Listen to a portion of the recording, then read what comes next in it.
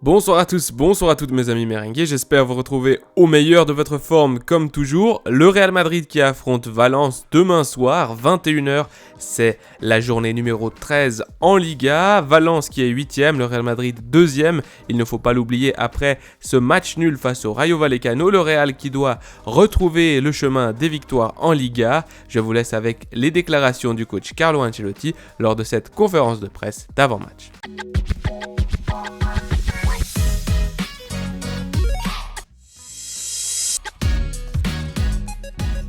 On y va pour la question numéro 1. Après la qualification pour les 8e de finale de Ligue des Champions, quelle est l'importance de gagner le match de demain contre Valence avant une nouvelle pause internationale ?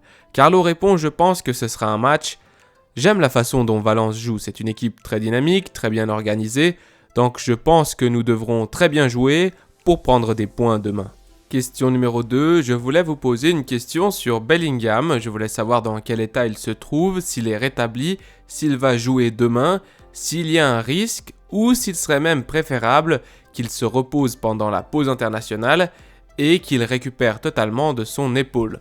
Carlo répond « Nous nous concentrons sur ce qui peut arriver demain. Le joueur dit qu'il se sent à l'aise.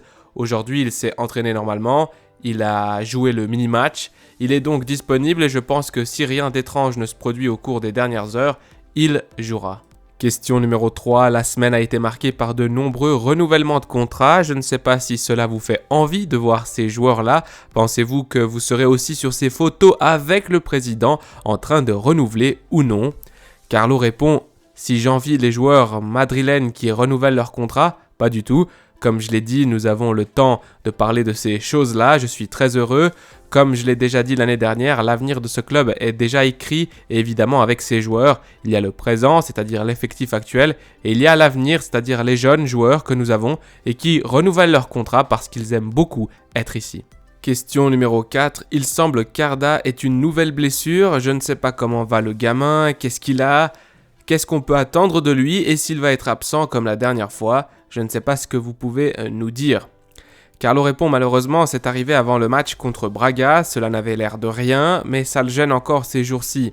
Je ne pense pas que ce soit grave, évidemment le joueur est déprimé parce qu'il est jeune et qu'il veut jouer, il veut apporter sa contribution, c'est un petit pas en arrière, ce n'est pas une rechute de l'ancienne blessure, nous avons toute la trêve internationale pour essayer de le faire revenir au mieux. Question numéro 5. Demain, ce sera le premier match entre le Real Madrid et Valence depuis les épisodes racistes que nous avons vus au stade Mestalla. Je voulais vous demander comment vous avez vu Vinicius cette semaine et s'il y a eu des discussions à ce sujet dans le vestiaire. Carlo répond « Il est évident que nous n'en avons pas parlé. Ce dont nous avons parlé, c'est de Valence, une très bonne équipe, une équipe qui a de l'intensité. C'est tout ce dont nous avons parlé et demain, nous allons essayer de jouer au mieux de nos capacités. » Question numéro 6. Je voulais vous demander comment l'équipe pouvait s'améliorer. Au début de la saison, vous avez reconnu que vous aviez des lacunes en matière de défense, d'équilibre.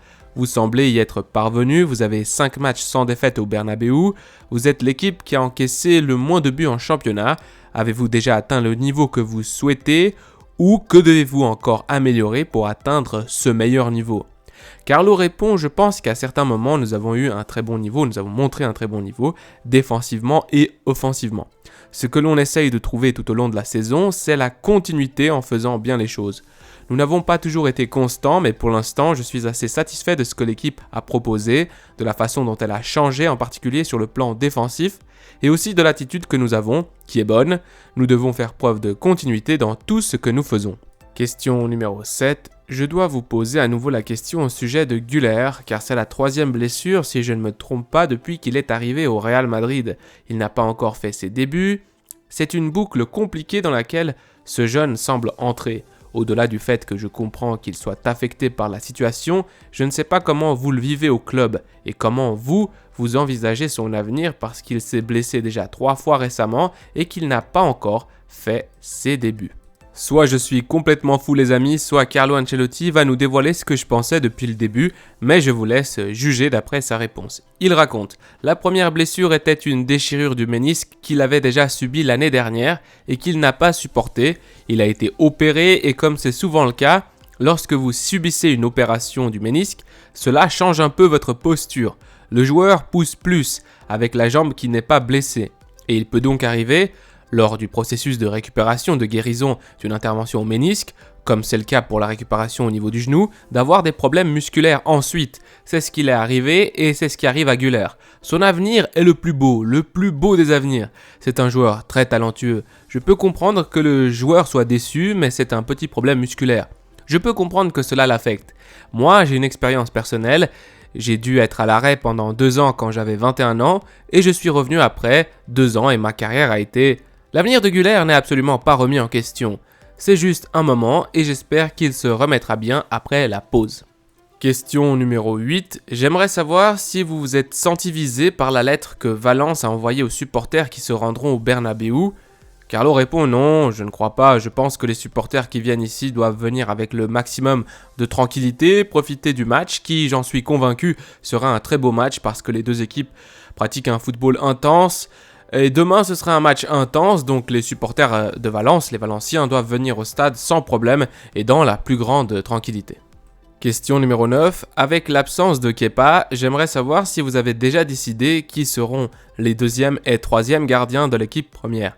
Carlo répond, demain, Fran sera le 2e gardien, il s'est entraîné avec nous et il progresse très bien. Nous avons confiance en lui et aussi en Cañizares qui se débrouille très bien avec le Real Madrid Castilla. Nous sommes donc bien couverts à ce niveau. Question numéro 10. Pendant la pré-saison, lorsque vous avez parlé du nouveau système, vous avez dit que s'il ne fonctionnait pas, il était possible de revenir à l'ancien.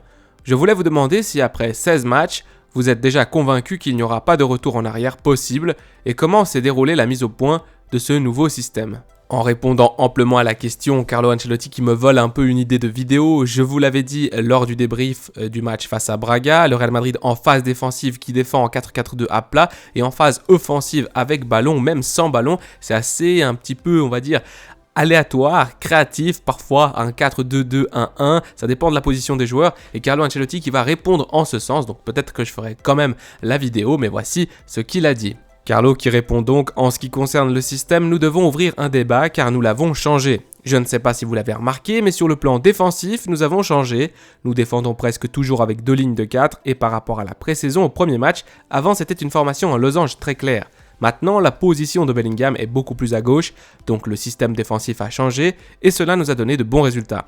Parce que nous avons souvent gardé notre cage inviolée. Nous sommes devenus une équipe solide avec le ballon. La première chose, c'est la créativité des joueurs. Choisir ou définir un système avec le ballon est donc très compliqué. Parce que parfois, vous commencez à jouer à 2 derrière, à 3 pour surveiller, une ligne de 5 derrière avec un avant-centre, derrière l'avant-centre, où vous pouvez changer et jouer en fonction de l'endroit où Rodrigo joue, en fonction de l'endroit où Bellingham joue, il est très difficile de définir un système avec le ballon. Sans le ballon, bien sûr, c'est un 4-4-2. Question numéro 11, c'est un peu du football fiction, mais nous venons d'avoir le communiqué médical officiel pour Kepa, comme attendu 2-3 semaines. Si pendant ces 2 ou 3 semaines, Lunin jouait 2 ou 3 matchs comme il l'a fait contre Braga l'autre jour où il a été exceptionnel, seriez-vous d'accord pour ouvrir le débat sur le gardien de but ? Carlo répond, le débat sur les gardiens de but existe toujours. Quand Kepa a joué, il a très bien joué et quand Lunin a été utilisé, il s'est très bien débrouillé aussi.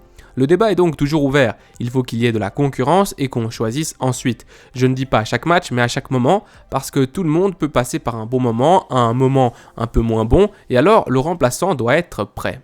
Question numéro 12. On vous a déjà posé des questions sur Arda Güler, vous avez expliqué son processus de rétablissement, ses revers, ses setbacks, mais je voudrais vous demander, vous qui avez dit avoir de l'expérience en la matière, que dites-vous aux joueurs pour le convaincre que tout ira bien et qu'il restera en quelque sorte intégré dans l'équipe ? Carlo répond du calme et la tranquillité, c'est tout. Du calme parce qu'il faut récupérer calmement et sereinement, et puis c'est normal qu'un joueur soit affecté. Il est nouveau et veut apporter sa contribution à l'équipe. Pour le joueur blessé, il est toujours difficile de supporter ce moment, parce que vous venez ici à Valdebebas, les autres coéquipiers s'entraînent, ils jouent et vous non. Je ne dis pas que c'est vraiment difficile, mais c'est compréhensible. Sa tristesse et sa colère sont tout à fait normales, mais nous lui donnons tout l'amour du monde, toute l'affection du monde. Nous ne sommes pas pressés car, comme je l'ai déjà dit, l'avenir d'Arda Güler est ici. Il réussira très bien parce qu'il a un talent extraordinaire. Question numéro 13. En parlant de renouvellement, je voulais vous poser une question sur Fede Valverde qui a renouvelé jusqu'en 2029. C'est un joueur qui a beaucoup progressé avec vous. Je ne sais pas si vous êtes particulièrement fier de votre travail avec Valverde. Carlo répond: j'ai de la chance de travailler avec des joueurs qui ont des caractéristiques extraordinaires, que ce soit sur le plan physique, technique, de la personnalité ou du caractère. Je suis donc très fier d'entraîner le Real Madrid. Et puis les jeunes joueurs progressent, c'est bon pour le club, c'est bon pour eux aussi. Je garde l'idée que ces joueurs progressent parce qu'ils sont vraiment très bons. Mes amis merengues, cette vidéo qui touche à sa fin, merci beaucoup de tout le soutien, des commentaires, des pouces bleus. D'ailleurs, si vous aimez ce genre de traduction de conférence de presse, ce genre de format, il est vraiment important de mettre un pouce bleu, peut-être un commentaire si vous avez apprécié ou si vous avez une question ou si vous voulez débattre, car comme ça aide la vidéo à être bien positionnée sur YouTube et ça aide la chaîne à grandir, surtout que c'est un travail considérable. Je vous dis à très bientôt, à demain du coup pour le match face à Valence, un match qui risque d'avoir un contexte particulier avec Vinicius. On verra bien comment les choses se passeront. J'espère pour le mieux. J'espère également qu'on retrouvera le chemin de la victoire en Liga. À la Madrid y nada más. Prenez soin de vous, des vôtres et de votre famille. C'est vraiment le plus important. Allez, ciao.